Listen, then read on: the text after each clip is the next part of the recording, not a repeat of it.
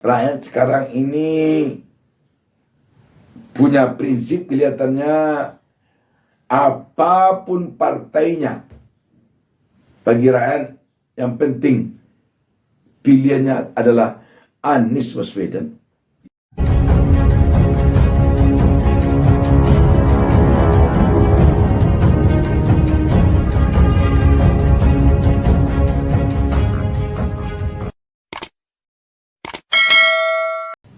Assalamualaikum warahmatullahi wabarakatuh. Kita berjumpa kembali. Saya Bustami Narda mendoakan kepada Allah Subhanahu wa taala, Tuhan Yang Maha Esa, semoga seluruh pemirsa selalu diberikan oleh Allah Subhanahu wa taala keberkahan hidup. Dan saya mengucapkan terima kasih banyak kepada seluruh pemirsa yang telah memberikan subscribe kepada channel YouTube Bustami Narda Official ini. Sahabat WN, percaturan politik nasional semakin menghangat seiring dengan semakin mendekatnya waktu kepada tahun 2024. Sebentar lagi kita tahu bulan Oktober ini akan dilaksanakan pendaftaran pasangan calon paslon capres-cawapres ke KPU. Seiring dengan ini, dinamika politik semakin hari semakin cepat dan suasana politik semakin hari semakin tampak berubah-ubah.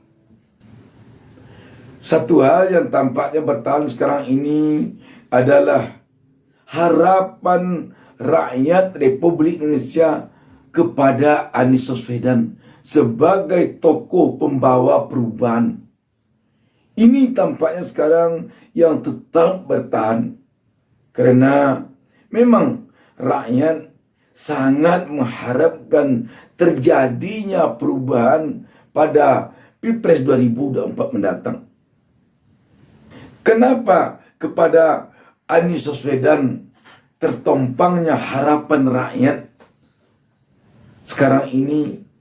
Karena memang Anies Baswedan merupakan tokoh pembawa perubahan yang tampaknya baginya satu hal yang tidak bisa diotak-atik dari Anies adalah prinsip perubahan kepada bangsa dari hasil Pilpres 2024 mendatang.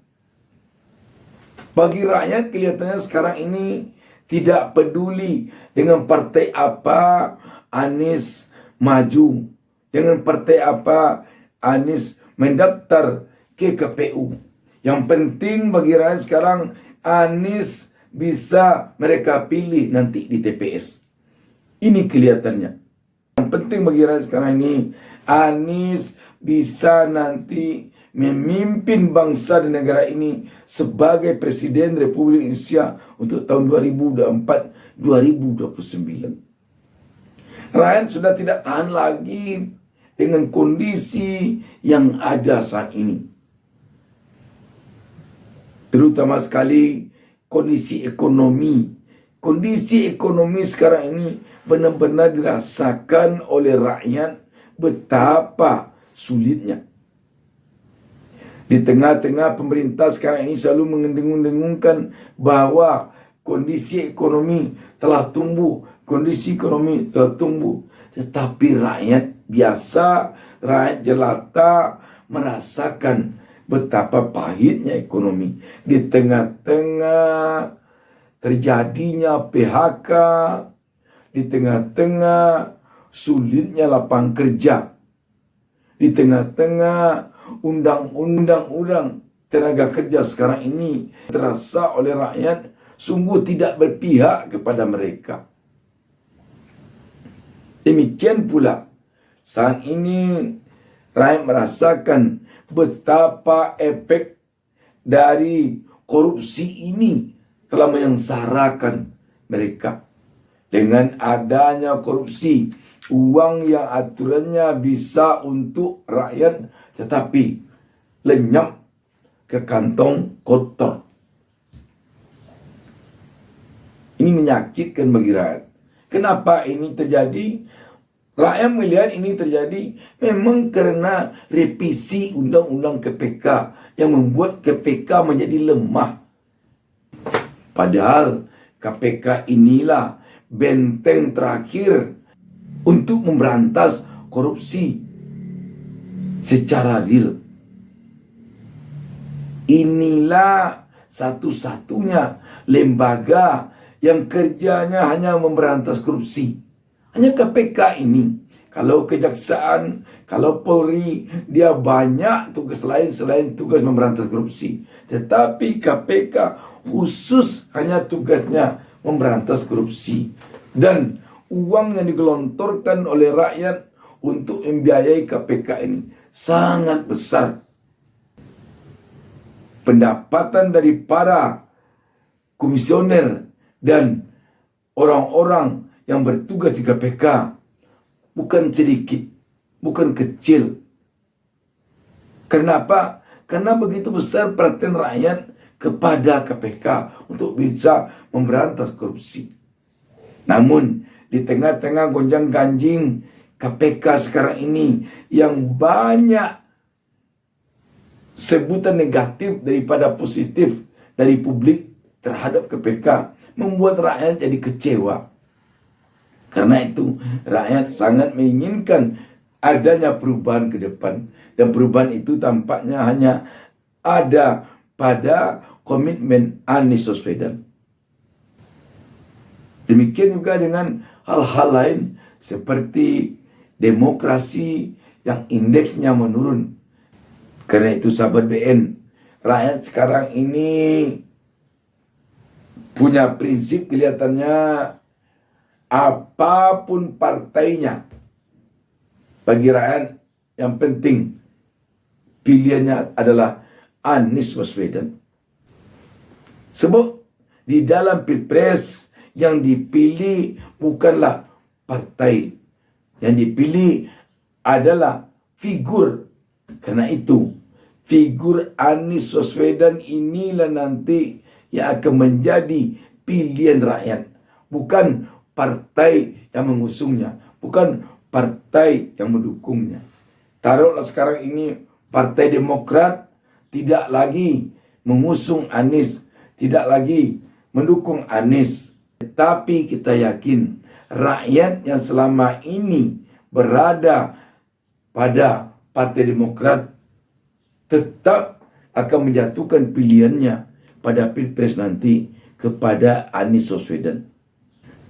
Dilihat dari rekam jejak Anies Baswedan selama menjadi Gubernur DKI Jakarta, rakyat telah melihat bagaimana Anies Baswedan selama menjadi Gubernur DKI Jakarta itu bisa dia membuat rakyat DKI Jakarta rukun dan damai. Baik rukun dan damai antar umat beragama maupun rukun dan damai antar umat seagama. Anies Baswedan telah mampu membawa Provinsi DKI Jakarta kepada yang lebih sejahtera, kepada yang lebih aman, kepada yang lebih rukun, kepada yang lebih damai, kepada yang lebih sejuk selama dia memimpin DKI Jakarta. Contoh yang dilakukan oleh Anies Baswedan untuk meningkatkan kesejahteraan rakyat di DKI Jakarta, dia menggratiskan rakyat untuk naik angkot di DKI Jakarta. Bayangkan, naik angkutan kota kemana saja rakyat pergi di Jakarta tidak bayar. Ada namanya di sana program Jaklingko.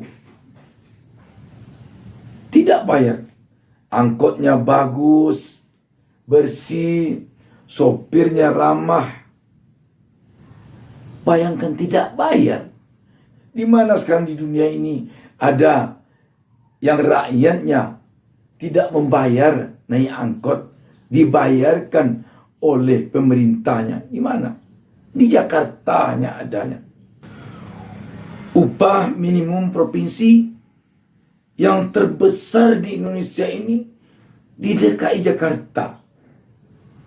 Sampai-sampai Anies Baswedan harus bertentangan dengan pemerintah pusat karena dia begitu berani berjuang untuk rakyatnya di Jakarta agar mendapatkan upah bekerja yang besar. Bayangkan, kita di sini tidak akan menyebutkan di mana upah terkecil provinsinya, tapi yang terbesar DKI Jakarta semasa Anies menjadi gubernur DKI Jakarta. Makanya dikatakan oleh banyak rakyat Jakarta, ternyata kalau pemimpin itu benar-benar hanya gajinya dengan tunjangannya serta honornya saja yang dia nikmati, yang dia ambil, tidak ada korupsi di sana sini, bersih dari pencurian uang negara, maka bisa rakyat sejahtera. Contohnya DKI Jakarta. Semasa Anies menjadi gubernur DKI Jakarta, bisa rakyat menikmati kemungkinan kemari pergi dengan gratis tanpa bayar ongkos. Bisa rakyat menikmati subsidi air, harga air bersih yang murah. Bisa rakyat menikmati pajak rumahnya yang begitu rendah, dapat keringanan-keringanan dan lain sebagainya. Jadi tiangnya memang pemimpin. Bayangkan, seperti dikatakan oleh Menko Polhukam Mahfud MD,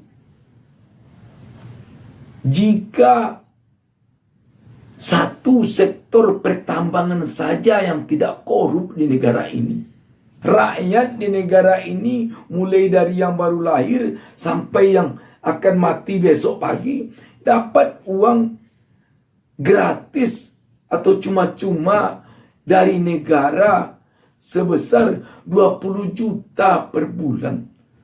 Bayangkan, bisa saja di stop korupsi, diberantas korupsi di satu sektor pertambangan saja. Bisa seluruh rakyat Indonesia ini mendapatkan uang cuma-cuma gratis 20 juta per bulan tiap bulan dari pemerintah. Bayangkan, kalaulah sekarang ini rakyat dapat uang 20 juta per bulan dari pemerintah. Waduh, apalagi kalau memang korupsi bisa diberantas di seluruh sektor. Kita yakin rakyat Indonesia ini akan bisa lebih sejahtera dibandingkan rakyat Qatar. Kita yakin, kita kaya raya. Karena itu, berpedoman kepada kepemimpinan Anies selama dia memimpin DKI Jakarta. Sungguh besar harapan rakyat agar Anies Baswedan ini nanti memimpin negara Republik Indonesia ini. Sekarang rakyat menginginkan apa yang dilakukan Anies Baswedan selama menjadi gubernur DKI Jakarta. Rakyat menginginkan itu nanti akan dia bawa kepada seluruh bangsa Indonesia dari Sabang sampai Merauke. Demikian, wassalamualaikum warahmatullahi wabarakatuh. Jangan lupa subscribe.